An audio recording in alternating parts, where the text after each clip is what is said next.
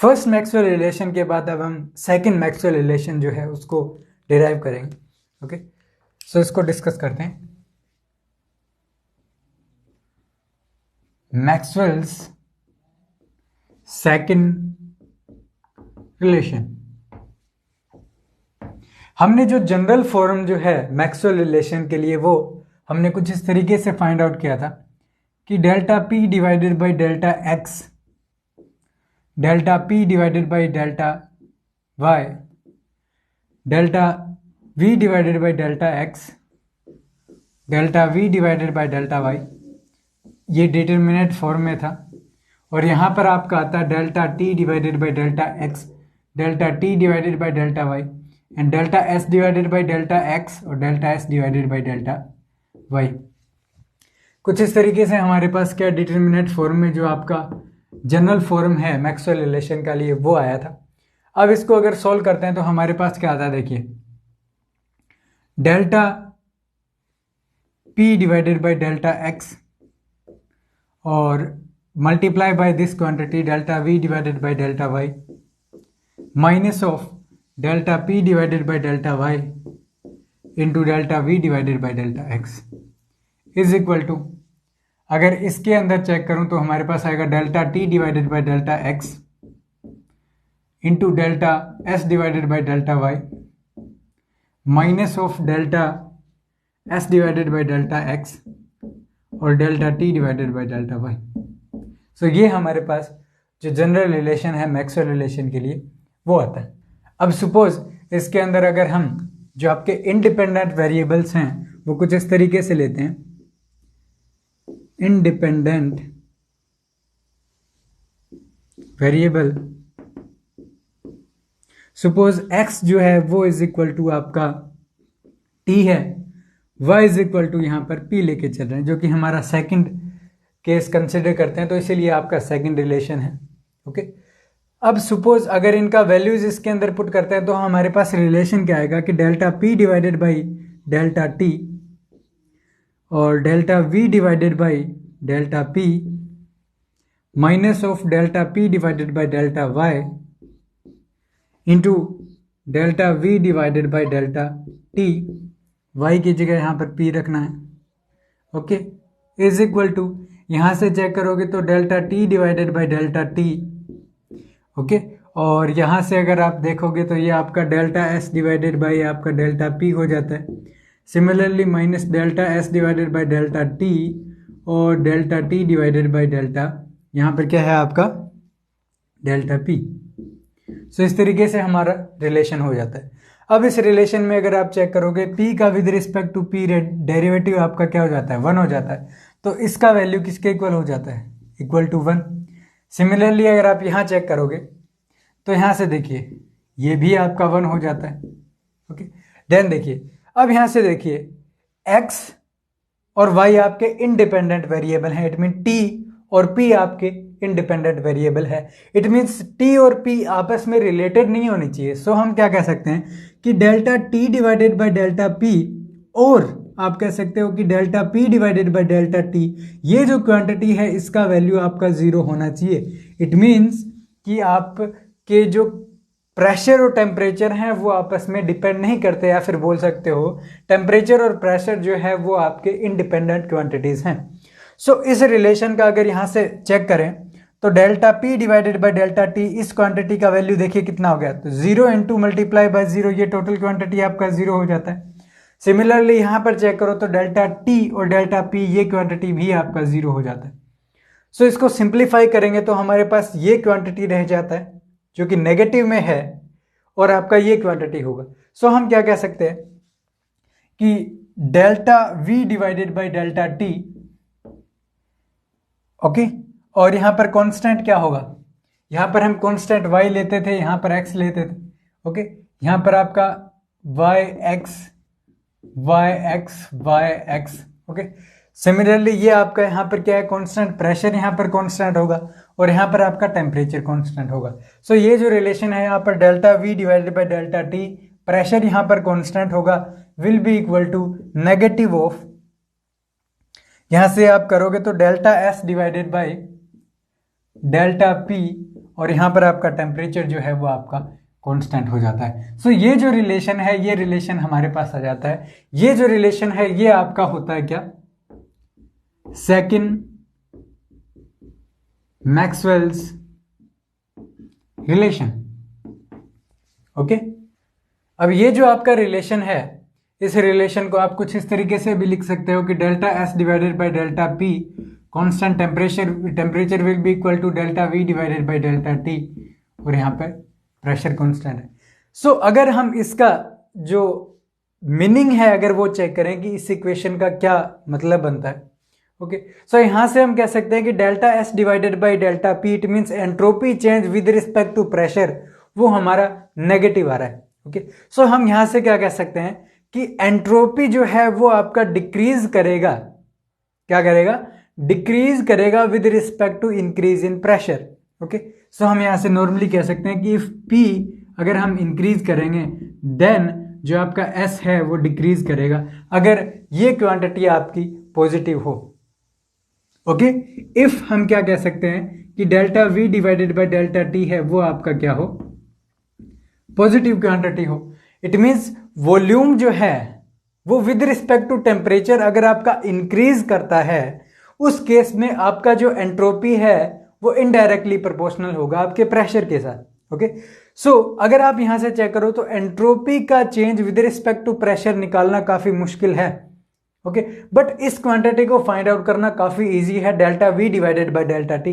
It means delta V divided by delta T से relate करके हम जो मेजरेबल क्वांटिटी है उसकी हेल्प से जो एंट्रोपी का वेरिएशन है विद रिस्पेक्ट टू प्रेशर वो हम फाइंड आउट कर सकते हैं। तो ये एक इंपॉर्टेंट यहां पर यूज आता है इसका, ओके, कि ये क्वांटिटी हम मेजरेबल क्वांटिटी की हेल्प से फाइंड आउट कर सकते हैं।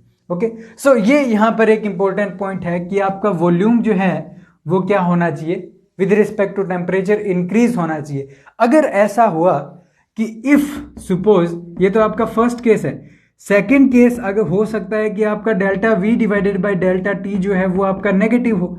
इट मीन्स जैसे जैसे आप टेम्परेचर इंक्रीज करते हो उसका वॉल्यूम आपका जो है वो डिक्रीज होता है। फॉर एग्जाम्पल अगर आप एग्जाम्पल लेना चाहो तो वाटर जो है, आइस को अगर हम हीट करते हैं तो उसका वॉल्यूम जो है वो डिक्रीज करता है। क्यों करता है, ये एक इंपॉर्टेंट पॉइंट भी है कि जो आपका आइस होता है उसका एक क्रिस्टलाइन स्ट्रक्चर बन जाता है। ओके, हम चेक कर पाते हैं कि जो कुछ आपने पढ़ा होगा कि वंडरवॉल फोर्सेस के टर्म्स में, या फिर जो हाइड्रोजन बॉन्ड है वाटर के अंदर, तो उसके अंदर कुछ इस तरीके से स्ट्रक्चर बन जाता है। हम चेक कर रहे हैं कि कुछ इस तरीके से आपका जो स्ट्रक्चर है, कुछ हाइड्रोजन बॉन्ड कुछ इस तरीके से बनता है, और कुछ इस तरीके का स्ट्रक्चर जो है, इस तरीके का स्ट्रक्चर बन जाता है। तो ये जो यहां पर गैप जो है, ये जो कैविटी है आइस में, यही रिस्पॉन्सिबल होती है उसके वॉल्यूम के एक्सपेंशन के लिए। ओके, सब जब ये हीट किया जाता है तो हाइड्रोजन बॉन्ड जो है वो आपके ब्रेक हो जाते हैं, और आइस जो है उसका वॉल्यूम जो है वो डिक्रीज करेगा। क्यों, बिकॉज ये जो कैविटी है ये रिमूव हो जाती है जब उसको हीट करते हैं। ओके, ये जो हाइड्रोजन बॉन्ड है ये आपके ब्रेक हो जाएंगे यहां से। सो ये जो स्ट्रक्चर है ये आपका क्या हो जाएगा, फिनिश हो जाएगा यहाँ से एक तरीके से। तो यहाँ से कैविटी जो है वो आप फिनिश कर सकते हो इसको हीट प्रोवाइड करके। सो आइस का जो वॉल्यूम है वो विद रिस्पेक्ट टू टेम्परेचर आपका डिक्रीज करता है वॉल्यूम। ओके, सो उसके केस में delta V divided by delta T आपका नेगेटिव होगा। इट मीन्स आपका जो एंट्रोपी है ये यहाँ से delta S divided by delta P आपका पॉजिटिव आ जाता है। इट मीन्स अगर आप प्रेशर इंक्रीज कर रहे हो देन आपका एंट्रोपी जो है वो भी आपका इंक्रीज करेगा। तो ये तो बात आती है इसके ऊपर कि ये जो हमारे पास रिलेशन आया इसका मीनिंग क्या है। ओके, क्या मीनिंग हुआ कि ये दोनों क्वांटिटी आपस में इक्वल आती हैं। तो यहाँ से हमने देखा कि इसको आप इसकी हेल्प से फाइंड आउट कर सकते हो। ओके, और किस तरीके से जो पॉसिबल केसेस हैं वो बन सकते हैं। तो दो पॉसिबल केस थे हमारे पास, या तो वॉल्यूम आपका इंक्रीज करता है विद रिस्पेक्ट टू टेम्परेचर, या वॉल्यूम जो है वो डिक्रीज करता है। ओके, ये जो क्वांटिटी है ये डिसाइड करती है कि आपका एंट्रोपी जो है वो प्रेशर के साथ डिक्रीज करेगा या फिर इंक्रीज करेगा। ओके, अब इस रिलेशन का जो फिजिकल सिग्निफिकेंस है, जो डेली लाइफ में हम जो सिग्निफिकेंस इसका जो है रिलेशन का, उसको अब हम डिस्कस करेंगे। अब हम जो आपका सेकंड मैक्सवेल रिलेशन है उसका फिजिकल सिग्निफिकेंस डिस्कस करते हैं। सो अभी तक हमें ये जो सेकंड रिलेशन है आपका ये मिला था। ओके, अब सपोज अगर हम मल्टीप्लाई कर देते हैं टेम्परेचर के साथ, ओके, मल्टीप्लाई विद टेम्परेचर, तो ये जो रिलेशन है हमारे पास कुछ इस तरीके से आएगा कि T delta S delta P, temperature यहाँ पर कांस्टेंट है, is equal to minus T delta V divided by delta T, और यहाँ पर प्रेशर आ जाता है। अगर इस रिलेशन को चेक करें तो टेम्परेचर यहाँ पर कांस्टेंट है, तो ये टेम्परेचर अगर अंदर चला जाएगा तो ये कांस्टेंट क्वांटिटी है, तो ये डेरिवेटिव से बाहर भी आ सकता है। सो हम कह सकते हैं कि अगर इसको अंदर लेके जाए तो ये आपका हो जाता है क्या, T delta S divided by delta P, और यहाँ पर टेम्परेचर कांस्टेंट है जो कि किसके इक्वल होगा, delta Q divided by delta P at constant temperature will be equal to minus T delta V divided by delta T at constant pressure. Okay, एक quantity होती है आपकी, अल्फा से रिप्रेजेंट करूं अगर, ओके, इसको बोलते हैं हम volume expansion. Okay, volume expansion at constant pressure.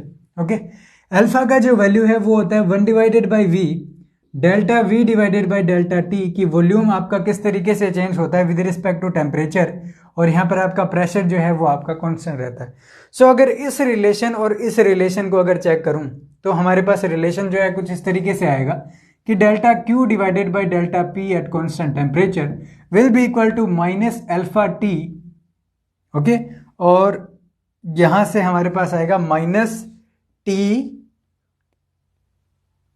Alpha into यहां पर वी भी आएगा, वॉल्यूम भी आएगा। ओके, सो ये हमारे पास क्वांटिटी आ जाती है। ओके, अब यहां पर देखिए कि ये क्वांटिटी आपका रिप्रेजेंट क्या कर रहा है, ये रिप्रेजेंट कर रहा है कि आपका जो हीट है, heat change with respect to pressure कितना है वो ये क्वांटिटी बता रहा है कि आप प्रेशर इंक्रीज करोगे तो आपका हीट है वो रिलीज होना चाहिए या फिर एब्जॉर्व होना चाहिए। ये क्वांटिटी, ये टर्म, ये चीज बता रहा है। ओके, अब दूसरी बात आती है कि ये क्वांटिटी, ये आपका पॉजिटिव भी हो सकता है, नेगेटिव भी हो सकता है, depending upon the value of alpha, because V और टी तो पॉजिटिव है, बट अल्फा आपका पॉजिटिव नेगेटिव हो सकता है। बिकॉज हमने चेक किया कि दो केसेस बन सकते हैं। फर्स्ट केस जो है वो इज इक्वल टू कुछ इस तरीके से होगा कि delta P divided by delta V divided by delta T जो है वो आपका पॉजिटिव हो, और सेकंड जो है वो आपका delta V divided by delta T है वो आपका नेगेटिव हो। सो आप कह सकते हो कि अल्फा यहाँ पर पॉजिटिव हो सकता है और अल्फा जो है वो आपका नेगेटिव भी हो सकता है। दो केसेस हमने पहले भी डिस्कस किए थे। ओके, सो यहां से अगर हम कहें कि फर्स्ट केस अगर हो जब आपका जो मटेरियल है या फिर जो सब्सटेंस है वो विद रिस्पेक्ट टू टेम्परेचर उसका वॉल्यूम अगर इंक्रीज कर रहा हो, जैसे उसको हीट करते हैं तो उसका वॉल्यूम जो है वो इंक्रीज करता है। ओके, देन उस केस में आपका जो रिलेशन है, फर्स्ट अगर मैं केस कंसिडर करूं सबसे पहले, तो इसको अगर हम इसको एक बार, तो यहां से हमारे पास क्या आता है कि delta Q divided by delta P जो है, ओके, कांस्टेंट टेम्परेचर पे ये आपका नेगेटिव आ जाता है। ओके, ये नेगेटिव आ रहा है, इट मींस आपका हीट जो है वो रिलीज होगा। Okay, heat is released. अब सपोज अगर इसको अगर हम कंप्रेस करेंगे, ओके, कि इफ कंप्रेस्ड, यहां पर तो हमने क्या चेक किया कि आपने टेम्परेचर जो है उसको इंक्रीज किया तो आपका वॉल्यूम जो है वो आपका इंक्रीज हुआ और डेल्टा क्यू आपका नेगेटिव आया। ओके, अब अगर इसमें अगर हम चेक करें तो अगर इसको कंप्रेस करेंगे ना तो आपका जो हीट है, बिकॉज रिवर्सिबल प्रोसेस है एक तरीके से कि जो यहां पर हो रहा है उसका अपोजिट है, तो यहां पर हीट जो है वो रिलीज हो रहा है तो यहां पर हीट एब्जॉर्व होगा। Okay, it means heat absorb होगा तो इसका जो टेम्परेचर है वो इंक्रीज होगा। ओके, सो इट मीन्स ऐसा मटेरियल जिसके अंदर अगर हम उसको हीट करते हैं तो उसका वॉल्यूम अगर इंक्रीज करता है, ओके, उस केस में जब अगर हम उसको कंप्रेस करेंगे ना, कंप्रेस करेंगे, देन उस केस में आपका जो सब्सटेंस है वो क्या करेगा, हीट हो जाएगा। ओके, सो यहां पे क्या है, substance is heat up. Okay, it mean substance का जो टेम्परेचर है, या फिर बोल सकते हो सब्सटेंस जो है वो हीट अप हो जाएगा। ओके, जब आप उसको कंप्रेस करोगे। ओके, तो ये जो है ये आपका क्या हो जाता है, फर्स्ट केस हो जाता है। ओके, इसके अंदर नॉर्मल जो केसेस हैं आपके, फॉर एग्जांपल जैसे आयरन है, आयरन है एक तरीके से एग्जांपल ले सकते हो, या फिर जो भी मेटल्स हैं, ओके, वो उनको हीट करते हैं तो वो एक्सपेंड होती हैं। ओके, अगर हम उनको कंप्रेस करेंगे, इट मीन्स अगर हम उनको क्या है कंप्रेस करेंगे, फॉर एग्जांपल किसी हैमर से अगर उनको यू कैन से कंप्रेस करेंगे, तो क्या है उनका जो मटेरियल है, जो सब्सटेंस है या फिर जो मेटल है, वो आपका हीट अप हो जाता है। ओके, ये इसी केस का एग्जांपल है जहां पर आपका जो एक्सपेंशन कोफिशिएंट है वो पॉजिटिव होता है। ओके, तो उसको अगर कंप्रेस करेंगे तो हमारा हीट जो है वो जनरेट होगा। अब सेकंड केस क्या हो सकता है, सेकंड केस जो है वो आपका बहुत इंपॉर्टेंट केस है। ओके, इससे भी ज्यादा इंपॉर्टेंट केस जो है वो आपका सेकंड केस है, जहां पर आपका delta V divided by delta T जो है वो आपका नेगेटिव, और इस केस में देखिए अल्फा आपका क्या हो जाएगा, नेगेटिव हो जाएगा। ओके, सिमिलरली आप क्या कह सकते हो कि delta Q divided by delta T जो है वो आपका क्या हो जाएगा, पॉजिटिव हो जाएगा। ओके, और यहां पर हीट रिलीज हो रहा था, तो यहां पर क्या है, heat is absorbed. Okay, it means कि अगर आप उसका टेम्परेचर इंक्रीज करोगे तो वो हीट क्या है, एब्जॉर्ब करेगा। ओके, अगर हम उसको कंप्रेस करेंगे, इफ कंप्रेस्ड, देन क्या होगा, हीट एब्जॉर्ब हो रहा है इस केस में, बट यहां पर क्या है, heat released. If compressed, heat is released. अगर हीट किसी सब्सटेंस से रिलीज होता है तो वो क्या होता है, कूल अप हो जाता है। ओके, सो हम कह सकते हैं कि so substance is cool up. Okay, so ये हम यहां पर एक इंपॉर्टेंट पॉइंट आ गया। ओके, कि यहां पर जो सब्सटेंस है उसको कंप्रेस करते ही वो कूल अप हो जाता है। ओके, अगर हम इसके एग्जाम्पल की देखें तो एग्जाम्पल जो है वो बहुत इंपॉर्टेंट है इसका, जो आपका वाटर है वो एक इसका एग्जाम्पल है, जहां पर 0 degree Celsius to 4 degree Celsius water जो है, उस केस में आपका जो volume change with respect to temperature है वो नेगेटिव होता है। ओके, अगर हम टेम्परेचर के साथ वॉल्यूम का अगर वेरिएशन चेक करें तो वो जो वेरिएशन है वो कुछ इस तरीके से होता है कि यहां पर सपोज मैं आपका लेता हूं वॉल्यूम। ओके, और यहां पर आपका टेम्परेचर है। ओके, सो वॉल्यूम जो है वो क्या करता है, आपका स्टार्टिंग में डिक्रीज करेगा कुछ इस तरीके से, और बाद में क्या है, इंक्रीज करना स्टार्ट कर देगा। ये जो टेम्परेचर है जहां पर आपका स्लोप चेंज होता है, ये आपका 4 डिग्री सेल्सियस टेम्परेचर होता है। ओके, और यहां पर आपका सपोज 0 डिग्री सेल्सियस है। ओके, इसके बाद जो है वो आपका आइस बन जाता है। ओके, इसके ऊपर ओके, वॉल्यूम जो है वो यहां पर ज्यादा होगा कंपेयर टू दिस, तो यहां पर इसका ओके कुछ इस तरीके से। तो ये जो है ये आपका कर्व हो जाता है किसके लिए, आइस के लिए। तो आइस या वाटर फिर बोल सकते हो, ओके, बिकॉज आइस और वाटर का कॉम्बिनेशन ही है एक तरीके से। तो वाटर का 4 डिग्री सेल्सियस पर वॉल्यूम जो है वो मिनिमम हो जाता है। ओके, सो अगर आप 0 टू 4 डिग्री सेल्सियस के बीच में चेक करो तो delta V divided by delta T, इसका जो स्लोप है यहां पर, ये जो स्लोप है ये क्या है, यहां पर नेगेटिव है, और यहां पर अगर चेक करोगे तो ये आपका पॉजिटिव है। ओके, पॉजिटिव जो केस है वो आपका यहां पर हो जाता है, बिकॉज यहां पर क्या है, आपका जो स्लोप है ना delta V divided by delta T, वो आपका यहां पर पॉजिटिव है। ओके, और यहां पर जो आपका ये जो है ये आपका यहां पर नेगेटिव है, जो 0 टू 4 डिग्री सेल्सियस के बीच में है। सो यहां पर ये जो वेरिएशन है, ओके, इस केस में होगा क्या, ये सिस्टम यहां पर सेटिस्फाई होना चाहिए इस 0 टू 4 डिग्री सेल्सियस में। ओके, सो यहां पर होता क्या है कि जब आप आइस को अगर जब उसको कंप्रेस करते हो आइस को, देन जो हीट है वो आपका क्या होता है, रिलीज होता है, और जो आइस है वो और ज्यादा कूल हो जाता है। ओके, अगर आप इसको फॉर एग्जांपल अगर आप कंसिडर करना चाहो एग्जांपल के तौर पर, ओके, सो आप इसको कुछ इस तरीके से समझ सकते हो कि जो स्नो है, जो बर्फ होती है, अगर आप उसको लेके अगर उसको कंप्रेस करते हो ना, तो हीट जो है वो रिलीज होगी, और आपका जो बर्फ है वो आपका क्या हो जाएगा, आइस जो है वो आपका कूल अप हो जाएगा। ओके, जिसकी वजह से जो आइस है उसका मतलब एक बड़ा आइस का गोला बना सकते हो उसकी हेल्प से। ओके, सो ये जो है ये एक बहुत इंपॉर्टेंट पॉइंट है। ओके, और आप इसको कुछ इस तरीके से भी कंसिडर कर सकते हो कि अगर आप दो आइस के टुकड़ों को अगर आप कंप्रेस करते हो तो दोनों जो हैं वो आपस में चिपक जाते हैं, बिकॉज जो आइस है उसके अंदर क्या होगा, कंप्रेस करने से वो कूलअप हो जाता है और दोनों आइस के टुकड़े जो हैं वो आपस में चिपक जाएंगे। ओके, सो ये भी एक बहुत बड़ा एग्जाम्पल है आपका आइस के और वाटर का जो कॉम्बिनेशन है। ओके, सो यहां पर ये एक इंपॉर्टेंट यहां पर एग्जाम्पल हो जाता है किस केस के लिए, जहां पर अल्फा जो है आपका नेगेटिव होता है। ओके, और एक एग्जाम्पल और भी हो सकता है यहां पर एक दूसरा एग्जाम्पल होता है, वो होता है आपका Indian rubber. Okay, Indian rubber क्या है कि कंप्रेस करने की बजाय सपोज अगर आप उसको एक्सपेंड करते हो तो वो क्या होना चाहिए, हीटअप होना चाहिए ना। यहां पे बोल रहा है हीट जो है आपका हीट इज एब्जॉर्ब्ड, कि अगर आप उसको एक्सटेंड करोगे तब वो क्या होना चाहिए, हीटअप होना चाहिए। तो आप इंडियन रबर जो है वो नॉर्मल जो रबर अगर हम यूज करते हैं, अगर हम उसको एक्सपेंड करते हैं ना, देन अगर आप चेक करो तो वो जो रबर है वो आपका हीटअप हो जाता है, जो सेटिस्फाई करता है इस कॉम्बिनेशन को। ओके, इट मीन्स यहां पर ये जो कॉम्बिनेशन है ये इससे ज्यादा इंपॉर्टेंट है, क्योंकि ये जो सेकंड केस है ये आपका सेटिस्फाई करता है और यू कैन से एक्सप्लेन करता है आपका जो अननेचुरल बिहेवियर है वाटर का 0 to 4 डिग्री सेल्सियस में उसको।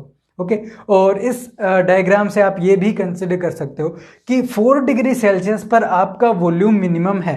ओके, इट मीन्स इस पॉइंट पे आपका जो डेंसिटी है वो सबसे ज़्यादा होगा। ओके, और आप इसको कुछ इस तरीके से चेक कर सकते हो कि जो विंटर्स के टाइम में जो हमारी पाइप्स होती हैं, रबर पाइप्स जो हम यूज़ करते हैं, ओके, वो क्या है फट जाती है सर्दियों में। ये इसलिए होता है बिकॉज पानी का जो टेम्परेचर है वो सपोज अगर 4 डिग्री सेल्सियस के अराउंड है, इस रेंज में अगर पानी है तो उसका डेंसिटी ज़्यादा होगा, और ज़्यादा डेंसिटी होने की वजह से ओके जो पाइप है वो क्या है आपके फट जाते हैं विंटर्स में। ओके, बिकॉज विंटर्स में टेम्परेचर रेंज आपका इस रेंज में आ जाता है और डेंसिटी वाटर का मैक्सिमम होता है around 4 degree Celsius. Okay, so ये एक बहुत बड़ा एग्जाम्पल हो सकता है आपके सेकेंड केस के लिए। ओके, और यहाँ पर अगर आप कंसिडर करो तो ये जो सिस्टम है 4 डिग्री सेल्सियस से ज़्यादा वाला, ये सेटिस्फाई करता है फर्स्ट केस को। ओके, इट मीन्स अगर आप वाटर को अगर कंप्रेस करोगे ना, वाटर को अगर कंप्रेस करते हो जो कि 4 डिग्री सेल्सियस से ज़्यादा है, देन उसका टेम्परेचर आपका इंक्रीज हो जाएगा, वो जो सब्सटेंस है वो आपका हीट अप हो जाएगा कंप्रेस करने से। आइस तो क्या हो रहा था आपका, क्या हो रहा था, कूलअप हो रहा था, बट वाटर जो कि 4 डिग्री सेल्सियस से ज़्यादा हो, ओके, अगर आप उसको कंप्रेस करोगे ना तो जो हीट है वो इंक्रीज होगा। आप इन चीज़ों को चेक भी कर सकते हो। ओके, जो हीट है वो नेग्लिजिबल इंक्रीज होता है बट मेजरेबल है एक तरीके से। ओके, सो यहाँ पर जो वाटर का बिहेवियर है वो आपका फर्स्ट केस है। ओके, और यहाँ का जो बिहेवियर है ये सेकंड केस से सेटिस्फाई हो सकता है, इससे आप एक्सप्लेन कर सकते हो। ओके, सो ये 2-3 जो हमने अभी एक्सप्लेन किए जो डेली लाइफ में जिनका हम यूज़ करते हैं, ओके, इन सब चीज़ों को एक्सप्लेन करता है आपका जो second law of Maxwell relation है वो। ओके, सो इस तरीके से जो आपका सेकंड मैक्सवेल रिलेशन है वो कंप्लीट होता है।